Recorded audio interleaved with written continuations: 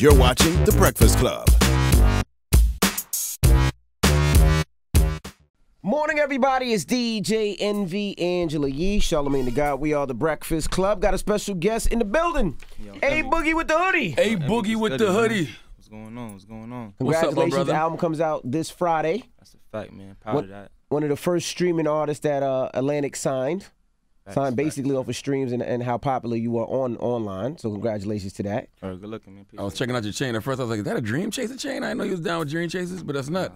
It's actually my first chain, but I iced it up. So you updated it. Yeah, update. Oh, so when you started getting a little show money, that's the first thing you had to go get a chain. Yeah. Gotcha. Not before the show money, but yeah. All right.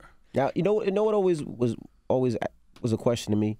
Why y'all decided to sign with a label? And the reason I say that is you got, 3-4 records, gold and platinum, without any radio spins, without any ad dates or anything like that. So you really didn't need the label. The label kind of needed you guys. I felt in the beginning, we felt like that. We wasn't going to go with no label. That was our whole reason for making Highbridge a label, besides the fact that we wanted to turn our community into something better. Mm-hmm. But I feel like we didn't really have to sign. After a while, it was just that, like, I feel like you got to go through something to understand. Mm-hmm. So I feel like we going through it right now, and now we're going to understand. But at the end of the day, I still got my whole life, you feel me? Like, it's always another 6 albums, for me. How much Atlantic signed you for? How many albums? 5, 6. Oh, so you gonna get them 5 or 6 and you out? You never know if they feel me. If they fucking with me and the relationship gets to a level where I feel like, feel me. Mm-hmm. Like, and how did the Drowning record happen with Kodak Black? Because he's on Atlantic also. Yeah, was that them saying this would be a great collab, or was that you hitting up Kodak Black? That was kind of just an agreement. Mm-hmm. I agree with it. They kind of wanted it to happen. I agree with it. I saw they were using that song to a teacher. Did you see this story? A professor or a teacher used that song in the school, in the middle school. Oh, Drowning? Yeah, Drowning. Nah, I ain't see that one. They do that a lot with my songs. Yeah, they use that in school, and they tell the kids, okay, but the teacher actually got in trouble for it. Word? She was cursing? Well, some of the parents complained. They sure.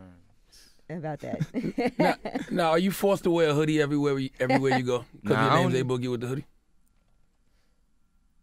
I ain't forced to wear a hoodie, but I wear hoodies because I feel like that's me now. So it been me, but I feel like it's me even more. So I just gotta, feel me, keep the hoodie on, keep that image for me. How'd that name come about? It came about just wearing hoodies every day in class, right? I was always in the back of the classroom just writing raps in my book, just hoodie on. Even on my block, just walking around the block, hoodie on, everywhere hoodie on. So A Boogie came from just Boogie Down Bronx. I guess I was watching Paid in Full every day. They threw that in there, so everybody started calling me A Boogie with the Hoodie. I went with it. Well, I always wondered, like, as a New York artist, a younger New York artist, what were your influences musically growing up? One of my biggest influence, and I gotta write her. I gotta make her a thank you video too. Matter of fact, let me say it right here. I want to give Miss Hill a special shout out. Lauryn Hill. Yeah, for letting me use part of her song in my album X Factor. So I got a little part where I show love to her in my song. So shout out to her for that, because it's hard to get a little.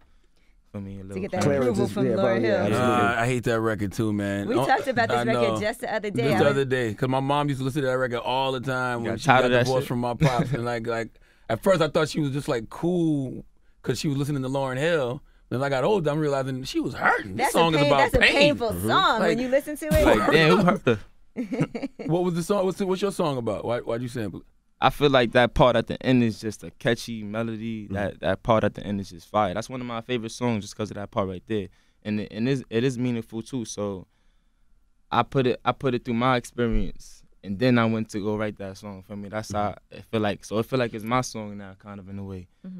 And who else did you grow up listening to? Because the only reason I asked that because everybody talks about this East Coast sound, like that old school boom bap. You don't necessarily have that. Yours is more melodic. Yeah. So who? I grew up listening to words too. So as I got older right now, like it was harder for me to really step into this making any kind of song generation. For me, like even the trap music, it was hard for me to step along that lane. So I had to adapt to that. Even before I was in the game, I was just writing little raps too, but it changed out of nowhere. So it's just I gotta adapt to old situations like that for me. But not only that, when I first heard you, it sounded a little different. It sounded melodic. It sounded easy because the first thing they heard was, I think it was My Shit was the first one that radio was playing. And I didn't believe it. And then you started hearing more and more records. and then you start believing. And then I really didn't believe it until I got you in the studio, right? He did a record on my album, and it's a boom bap type of record. And he's spitting. There's no melodic. He's going in, and it made me surprised. Do people get surprised that you can spit? Yeah, they get surprised because I came out with that song My Shit, and it was just like in my bag now, in my bag. For me, it wasn't really no words to it. Right. So it was just a catchy song, and I feel like people were just looking at me like, he gonna make another catchy song. But I'm like, nah, I make more catchy songs, but I want to make music that you could listen to too. Like, I don't want you to just dance to my music. I want you to listen to me when this mood, you could be in your bag, listen to this song, all right. But at the end of the day, I want you to hear me. So I started off just to reel him in with that catchy song, and now I got him. So I feel like I got the chance to show him what I really want to show him. And a lot of artists didn't know you were from New York either at first. Yeah, because a lot of artists thought I was from like Atlanta, because a lot of people from New York like to go to Atlanta and branch up. And I just feel like that old New York sound ain't the New York sound no more. So I just gotta not follow the wave, but like go along with it and create my own wave. Don't say that too loud. It's gonna be a bunch of guys with denim jean shorts and construction Timbs online mad at you, talking about what you mean that New York sound ain't the wave no more. That old New York sound. Nah, everybody know what I mean when I say that though. Everybody in New York know what I mean. That old New York hip hop. Like niggas could rap. Everybody could rap for me. My brother Don Q is a spitter. That's the best rapper I know for me. I no problem with that at all. And he making songs now. I mean, now he making melodic songs. So everything lit with Don Q too. Why y'all not a group? What you mean a group? Like why wouldn't y'all? You think y'all would ever be like a duo, like do a joint album? I feel like a label is enough. I don't really want to do no group thing when it comes to music right now. Not even in general. I don't even want to do no group. But you and Don Q do make good records together. Yeah, we make great records together. That's like my go-to person. You could be like Raekwon and Ghostface. They don't have to be a group, but they could be like the supporting on each other's albums. Exactly. Like I don't really reach out to people for features because it'd be too much. So if I feel like I need a rapper, I stopped doing that. Why? It's just too much after a while. Sometimes you got to get a song cleared in a certain amount of time, and then there'd be a lot of feelings involved with people. Like you don't got time for that. Like people be getting their emotions over a song or some shit. What about remixes though? You reach out to people for a remix and you and Fab sound good together. Yeah, me and Fab. That sounds good on record. Facts. We body and shit together. Fab is one person I hit up right now, and I'll be like, yo, bro, get on this real quick. For me, like it's a few people like that. Like Remy. Rock. Yeah, even Remy. Yeah, facts. I can't wait to hear that song still to this day. Me and Remy I already know it's gonna be some heat. Now you got a song called No Promises. They say you wrote that after a fan was killed at your concert? Yeah. I was on my way to my show. I was in Louisville, I think. I was on my way to my show. It was a club. Like 7 shots went off. Girl got hit in the head. She was a fan of mine, like 18 years old. She died.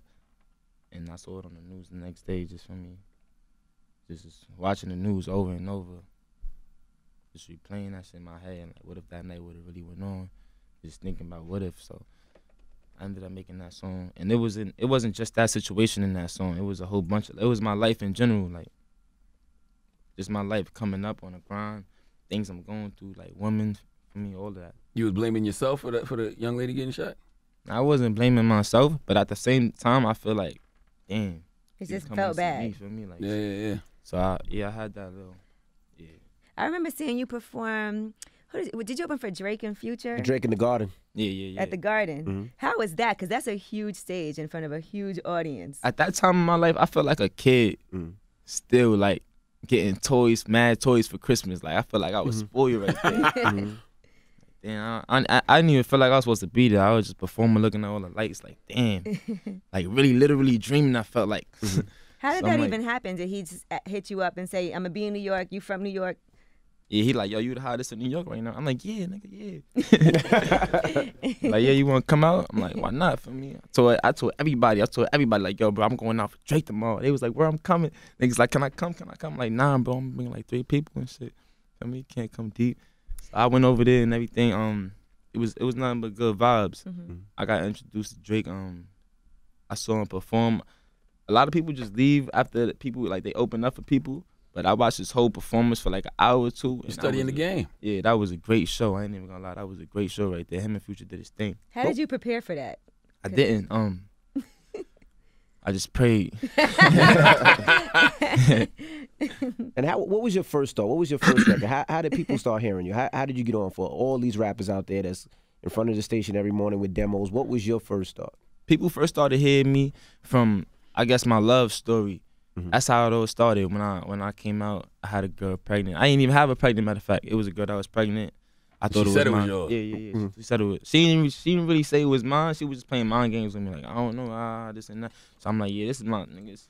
I'm like, you my girlfriend. So what do you what are you talking about? Was she your girlfriend in the hood's jump though? Nah. You sure? Like that. Nobody in my hood was doing nothing. Okay. But from it was an ex-boyfriend shit. She went back to ex, came back pregnant and shit. I was like, damn. That's crazy. Where she sick. at She's now? sick Floss right on now, her one yeah. time. Show her that watch. She's sick right now. I just got this one. She's still in the Bronx, the young lady? I don't know. I don't give a damn. So you wrote that record and what you put it on What happened? SoundCloud? Yeah, I put it on SoundCloud. It was called DTB at first. I made a record called DTB, Don't Trust Bitches. And that's when everybody was like, damn, I feel you, bro. Because men can be bitches too, and we don't trust y'all. Oh God, Lord have mercy. we Hey, gotta why? change Why? something. Man Yeah, talking about his why? life, and that man The could man be talking about bitches his too. life.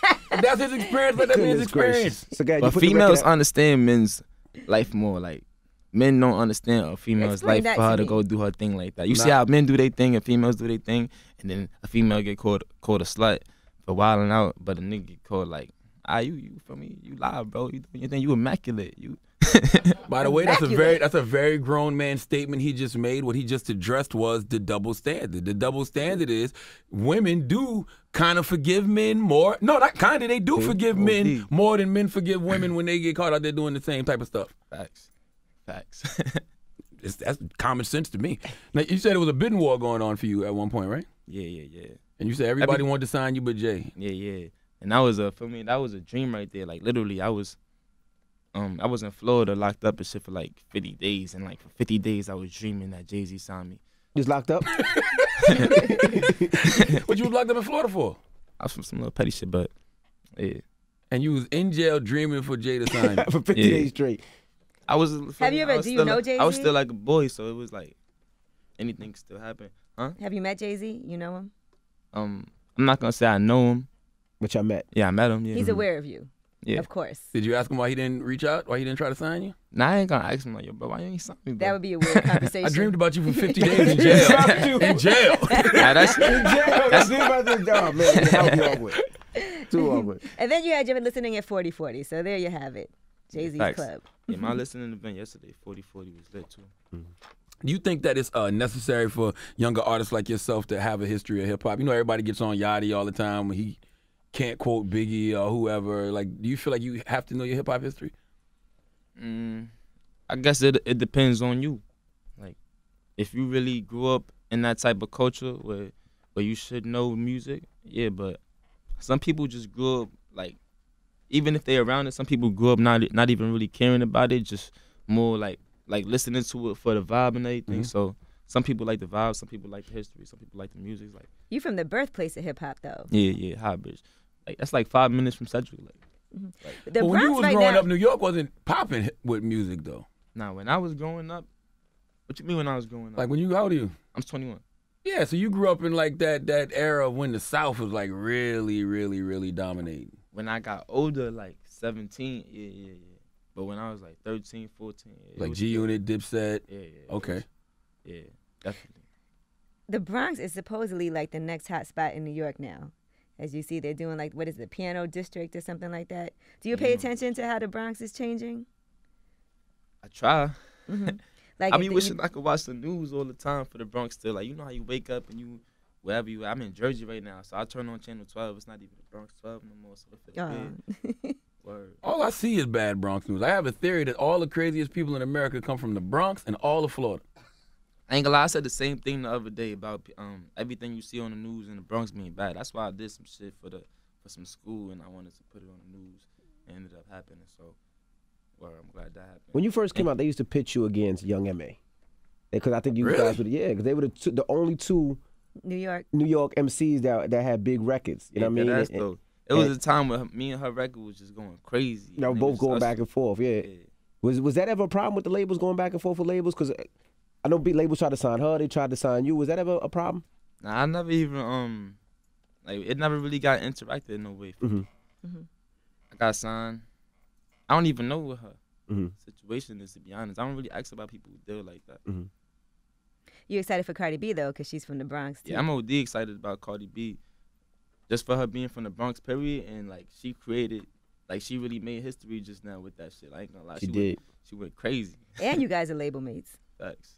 Do you ever have conversations with her? Have you spoke to her? Now I ain't speak to about like, none of the music shit so far. Like we met and everything, but I never really spoke to her about none of the music. Because I would love to know what your approach was for your first album, The Bigger Artist. Because like I'm sure the label was in your ear, like, yo, we need these kind of records, we need this kind of record, do a feature with this person, you know. But that ain't what got you there in the first place. Yeah. So how much advice did you take from the label when creating your first album? I ain't really take advice from nobody. Like even my friends was giving me advice, but I cut everybody off when it came to that. I just, for me, got in my zone. I went in my studio, got in my bag.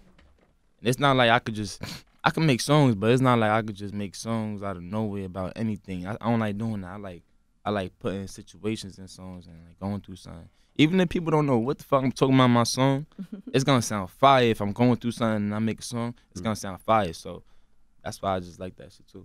How many songs did you do for the album? I know a lot of times people record a bunch of songs and then they have to pick which ones actually make it on. How many songs did you do? I recorded like a good 60 songs and then I put 15 on it. And I still got mad songs left over. It's songs where it's like half a song, whole song. Like for me, it's little pieces in there. What's this album cover about? With the hand, and it's got all these people on the strings hanging from your fingers. Yeah, that basically mean like the tables turn. My first album cover is me getting controlled by a female with a ski mask on the top of a piano, and she's making my fingers play the music, basically. So right now, it's just I'm flipping the table, and I'm controlling them with my... You playing these hoes now is basically what you're trying to say. You had some bad experiences with women. What's going on over here? Turn. How is it with the ladies, though? You got to be careful out here nowadays. You young, you getting money. You see these women out here trying to extort fellas. Like, when it comes to the ladies, I just try to keep it, for me, like, keep it positive vibes. You don't want to get on females' bad side. You got a kid too, right?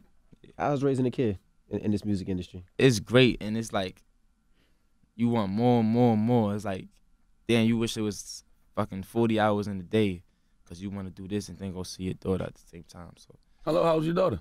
She's 7 months now. And you guys okay. You guys are still together, right? You and the mom. Oh, so you ain't got no women. Yeah, I thought you out here getting it in. You got one. You faithful? Yeah. Okay, there What, you you go. gonna get on the radio and say I'm not? Last night I had about 5. Come on, man. You trying to set you up Is right it now. hard though? Cause you young, been you setting on the people up all road, week. you traveling, like. I would say it's hard because, look, I ain't gonna lie, in the beginning, it was like kind of tempting because it was like, damn. This is all new. Yeah, like, it's like bitches is like, damn, everywhere. Like.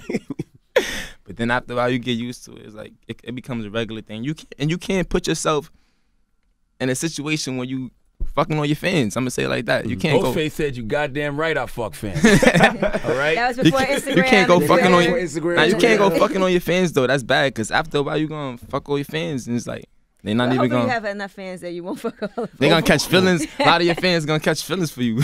Yeah. Also, you could end up on all these different websites. TMZ facts like Yeah. you don't need all that. And nobody wants that, right? Facts. But it's gotta be difficult because a wise man named Chris Rock once told me, every superhero has to test out their superpowers. You ain't the same A Boogie that you was 4 years ago. You know what I'm saying? You doing good, bro. Yeah, I got a lot more money. Yeah, you got a lot more money. Got a lot more blessings for me. Yeah. But you have a family and you have a child There and you you have go. a woman that loved you before. Don't let you Charlamagne walk you were down the A wrong Boogie Wit Da path. Hoodie with his debut album out. No, listen, being And faithful is the thing. But Yeah. I'm saying It that as makes a life 30-plus easier. year old grown-ass man. Right? How old are you?